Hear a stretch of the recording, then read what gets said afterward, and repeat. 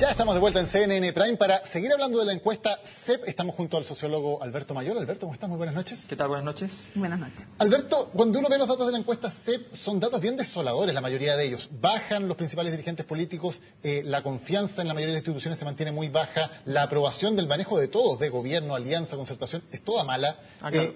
¿Cómo se entiende esto? Y tu visión también es esa, digamos, de que hoy lo que está dando la sociedad es una especie de que se vayan todos. ¿Podemos llegar a eso? A ver, lo que pasa es que la encuesta del CEP es una encuesta que históricamente mide como la situación que está en el Palacio. Entonces, primero tenemos que ver lo que está midiendo. O sea, lo que mide efectivamente la situación del sistema político fundamentalmente, con algunos anclajes hacia lo que es la sociedad y los valores, en fin, pero son algunos muy tímidos en general, porque obviamente es una encuesta de opinión pública donde se concentra en ese tipo de datos. Cuando uno ve esos datos, efectivamente lo que uno ve es que desde el año 2011, aunque los datos ya eran mediocres antes, digamos, pero desde el año 2011 en adelante, viene una sensación de que salvo las expectativas de futuro económica, todos los demás datos son datos que son más bien desoladores, digamos, y revelan de que efectivamente hay una época de impugnación muy fuerte, donde básicamente es, uno puede decir, sí, que se vayan todos, y cuando no se vayan todos tiene que ver con que tengo que afirmarme de algo. O sea, cuando uno ve un dato que realmente como que se rescata es porque uno dice, bueno, ¿y en dónde tenía que para afirmarse esta persona al contestar? Alberto, no tenía más que afirmarse en algo como esto, digamos. Ahora, lo que llama la atención es que muchas veces cuando hay esa sensación de que se vayan todos, los candidatos que no son los tradicionales o que no son identificados así al menos, tienen una muy buena aprobación o al menos sorprenden como un poco. Y aquí no pasó eso ni con Marco Enrique Jominami ni con Parisi. Sí. ¿Por qué? Sí, porque la verdad es que el problema es que el juicio de realidad hoy día es sobre el sistema político. Por tanto, quien entra al sistema político queda contaminado. Entonces, el problema es mucho más grave en ese sentido, porque la crisis de legitimidad está depositada en el sistema político. ¿Dirías y no solamente... tú que Parisi y Marco Enrique Jominami entonces ya son considerados como candidatos sistémicos? Claro, ya entran en el sistema y por tanto efectivamente no... Y ese problema va a ser difícil de resolver en el corto plazo. Es ideal como sociedad que haya un punto en el cual podamos hacer distinciones un poquito más finas dentro de cada uno de estos aspectos y poder decir, ¿sabes qué? En realidad yo no le imputo a esta persona los datos del sistema político porque tal o cual cosa. Pero ese momento no ha acontecido. En el fondo, todo este proceso de revisión que estamos haciendo como país, digamos, de muchos temas, probablemente va a terminar el día en que nosotros hayamos recorrido la economía, la política, la sociedad, la cultura, en fin, y de pronto lleguemos a nosotros mismos y digamos, oye, pero en realidad tengo que revisarme yo también, o sea...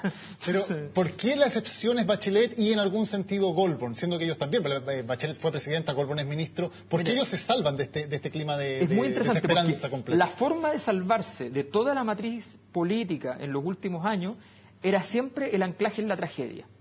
O sea, siempre era una historia trágica, personal o ajena de la cual tú estabas involucrado, la que te permitía omitir tu problema respecto a pertenecer al mundo político. ¿Por qué? Porque básicamente la sensación de dolor, de sufrimiento dentro de la sociedad chilena buscaba que en el otro hubiese también lo mismo para generar empatía.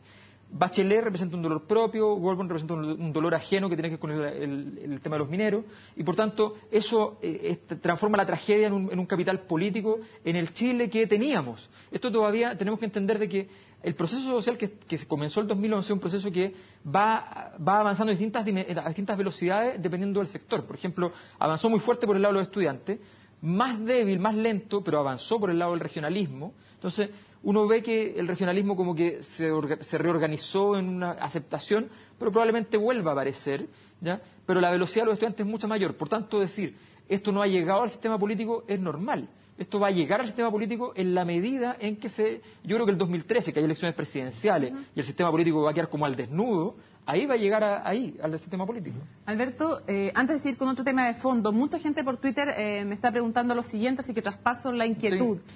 Que te haga como si tú fueras un encuestado de la encuesta CEP.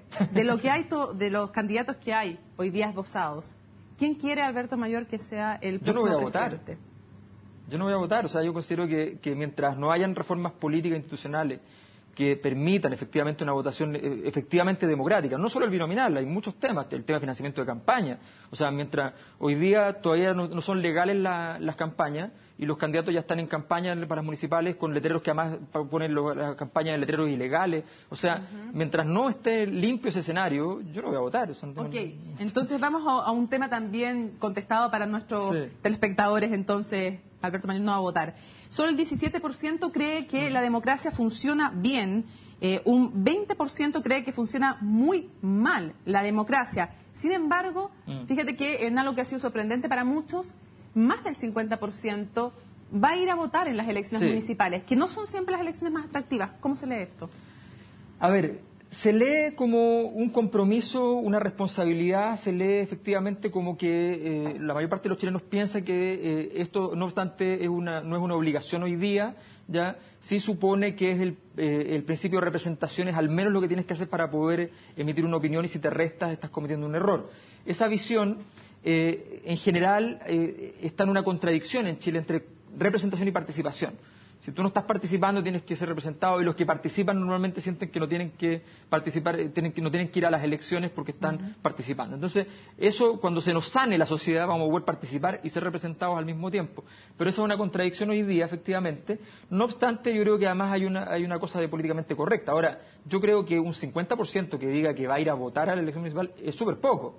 O sea, estamos hablando de una situación bastante, obviamente... Pero cuando el 17% apenas cree que funciona bien la democracia. Es que ese es el punto muy interesante. Claro, que efectivamente, nuevamente viene el punto que yo hice hace un rato. ¿En qué te afirmas? O sea, tú necesitas afirmarte en algo. Por ejemplo, todas las instituciones se mantienen en el nivel de crisis del año 2011. O sea, la caída que tuvieron se mantiene, salvo una, que es Carabineros. ¿Por qué? Porque el año 2012 ha sido el año del orden. O sea, fue convocado el orden público, digamos, para la sociedad. Por tanto, Carabineros, entonces, agarra eso, ¿ya? Pero eso es porque la persona tiene que afirmarse en algo. El movimiento estudiantil dejó de lado la discusión de sus contenidos, se concentró en el problema del orden, con la ley Hinspeter y qué sé yo, y le dio energía a ese valor, al valor del orden. Precisamente sobre eso te quería preguntar, que el movimiento estudiantil también obtiene una confianza muy baja, en torno al 30%. O sea, no logra, es alto en Chile. Claro, pero no logra despegarse de, por ejemplo, tiene menor confianza que la Iglesia Católica, que ha estado tremendamente golpeada en los últimos meses, como sabemos. ¿Por qué el movimiento estudiantil tampoco logra tener una confianza mayoritaria de la población? Lo pongo al revés, ¿ya? Si tú has conservado 2000 años de historia, ¿ya? Caer es complejo para ti. Para un movimiento estudiantil que lleva en rigor un año, ¿ya? Que llegó efectivamente a un 89% de aprobación en un momento determinado, ¿ya? Pero que logra una confianza, que no es aprobación, la confianza es una cosa distinta. O sea, es que yo tengo garantías de lo que es el movimiento estudiantil y sé lo que va a pasar en el futuro. En circunstancias que es un movimiento, o sea, no se puede hablar como una institución.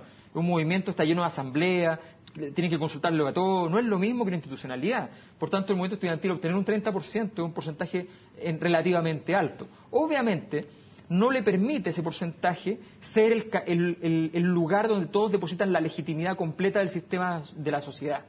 Eso es verdad. ¿No hay un error táctico en algo que hayan hecho los dirigentes? ¿No hay alguna crítica que tú le podrías hacer? Sí, evidentemente hay dos, digamos. Uno es haber abandonado los temas de educación este año para concentrarse en los temas de violencia, al menos en términos públicos, contra la ley Hinspeter y qué sé yo.